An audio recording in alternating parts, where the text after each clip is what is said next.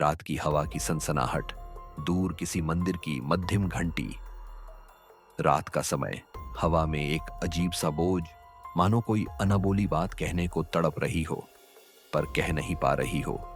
इस संसार में कुछ कहानियां ऐसी होती हैं जो अधूरी रह जाती हैं, और कुछ आत्माएं जिन्हें पूर्ण होने के लिए किसी एक इंसान की आवश्यकता होती है।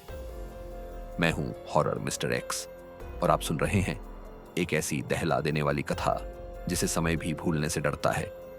चारों ओर घना अंधेरा, कच्ची सड़क पर लाल रोशनी की झलक बार बार दिखकर गायब हो रही है। पहाड़ों के बीच बसा एक प्राचीन गांव, देहरी गांव, एक ऐसा स्थान जहां सूरज ढलते ही दरवाजे बंद कर दिए जाते थे, क्योंकि लोगों का विश्वास था जब रात उतरती है तो केवल अंधेरा नहीं, कोई और भी जागता है। उसी गांव में रहता था आरव, 22 वर्ष का एक सरल निष्कपट युवक, दिल का कोमल पर जीवन भर अकेला। उसके माता पिता बचपन में ही एक दुर्घटना में चल बसे थे। आरव के लिए रातें अत्यंत कठिन होती थी। उसे नींद नहीं आती थी। अक्सर उसे लगता जैसे कोई उसे घूर रहा हो। कभी उसके कमरे का दरवाजा बिना वजह चरमरा उठता, कभी तेज हवा भीतर आकर सब अस्त व्यस्त कर जाती। पर सबसे विचित्र बात यह थी, हर रात ठीक 1:13 पर उसे एक युवती की हल्की सी सिसकियां सुनाई देती थीं। पहले उसने इसे भ्रम समझा, पर वह आवाज हर रात लौटती रही। अचानक बिजली गायब हो जाती है, अंधेरा गहरा हो जाता है। उस भयावह रात जब अंधकार ने सब कुछ निगल लिया, आरव ने पहली बार उसे देखा। कमरे के कोने में खड़ी एक युवती, सफेद वसन, बिखरे बाल, भीगी आंखें। लड़की थरथराती आवाज में, मदद करो। आरव सिहर उठ, तुम कौन हो?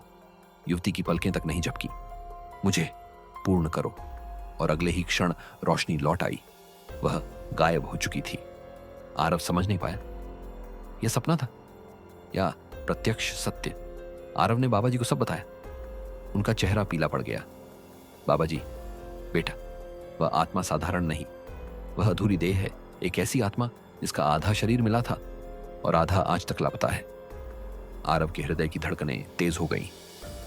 आरव, वह कौन थी? बाबा जी, उसका नाम नैना था, गांव की सबसे सरल स्वभाव की लड़की। 3 वर्ष पहले लापता हो गई थी। उसकी देह का आधा भाग नदी किनारे मिला था, बाकी हिस्सा कहीं नहीं मिला। तभी से उसकी आत्मा भटक रही है। बारिश की बूंदें, एक हंसती खिलखिलाती लड़की, फिर सब धुंधला। नैना सपनों से भरी हुई थी। गांव के लोग उससे स्नेह करते थे, पर एक व्यक्ति उसकी हंसी को जहर की तरह देखता था। विक्रम, गांव का सबसे धनाढ्य पर भीतर से सड़ा हुआ आदमी। नैना ने उसकी नीच इच्छा ठुकरा दी और एक अंधेरी रात नदी किनारे विक्रम ने उसके सपनों को ही नहीं, उसकी देह को भी चीर दिया। आरव की आंखें नम हो उठीं। तभी से नैना की आत्मा अपने अधूरे शरीर और अधूरे न्याय के साथ भटक रही थी। रात 1:13 पर कमरे में पुनः वही सिहरन। आरव, क्या तुम मेरी आवाज सुन सकते हो? इस बार आरव भय नहीं, बल्कि किसी अनकही करुणा से भर उठा। मुझे बताओ, मैं तुम्हारी सहायता कैसे करूं? नैना उसके निकट आती है, आंसू टपकते हुए। मेरा शेष शरीर नदी के पार, उस पुरानी खदान में, उसे खोज लाओ। आरव हिचक गया। खदान, गांव का सबसे अमंगल स्थान। वहां जाने की किसी में हिम्मत नहीं थी। यदि तुम नहीं गए तो मैं कभी मुक्त नहीं हो पाऊंगी। आरव का हृदय पिघल गया। उसने सिर हिलाकर सहमति दी। अगली रात आरव खदान में घुस गया। अंधेरा इतना गहरा था कि हाथ भी दिखाई नहीं दे रहा था। उसे एक पुराना जूता मिला, फिर एक मध्यम, लगभग सांस सी आवाज, बस थोड़ा और। आरव आगे बढ़ा। एक गड्ढे में पुराना कपड़ा पड़ा था, उसमें कुछ लिपटा हुआ टॉर्च की रोशनी पड़ी, और वहां सड़ी गली आधी हड्डियां, एक टूटा दांत और लाल रंग की छोटी सी चुनरी थी। आरव हिल उठा।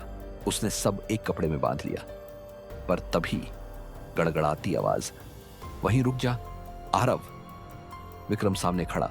मैं उसे मार चुका हूं और उसके शेष हिस्से को भी कोई नहीं पाएगा। ना इंसान, ना आत्मा, किसी को पूर्ण नहीं होने दूंगा। आरव क्रोधित हो उठा। तू उसकी देह को भी नहीं तोड़ पाएगा अब। विक्रम कुल्हाड़ी लेकर आरव पर टूट पड़ा। भीषण संघर्ष प्रारंभ हो गया। हवा का तूफान तेज पत्ते उड़ते हुए, और तभी नैना की आत्मा प्रकट हुई। आंखें लाल अग्नि सी धधकती हुईं। मेरा दर्द अब मेरा नहीं, मेरा प्रतिशोध है। एक ही झटके में उसने विक्रम को हवा में उछाल दिया। वह पत्थरों पर जा गिरा, चेहरा भय से जड़। अब तू मेरे दर्द का हिस्सा बनेगा, जब तक तेरा शरीर भी अधूरा न हो जाए। अगले ही क्षण विक्रम का शरीर उसी प्रकार टूटने लगा जैसे उसने नैना के साथ किया था। आरव ने नैना की अधूरी देह को एक स्थान पर रख दिया, दिया जलाया और प्रतीक्षा की। नैना की आत्मा प्रकट हुई, शांत हल्की मुस्कान के साथ। तुमने मुझे पूर्ण कर दिया, मैं सदैव तुम्हारे लिए प्रार्थना करूंगी। उसकी आकृति धीरे धीरे वायु में विलीन होने लगी। अलविदा आरव। आरव की आंखें नम हो उठी। दर्द भी था पर शांति भी। नैना अब मुक्त थी। आरव नदी किनारे फूल चढ़ाते हुए 1 वर्ष बीत चुका है, पर आरव आज भी उसी स्थान पर आता है जहां उसने नैना को मुक्ति दिलाई।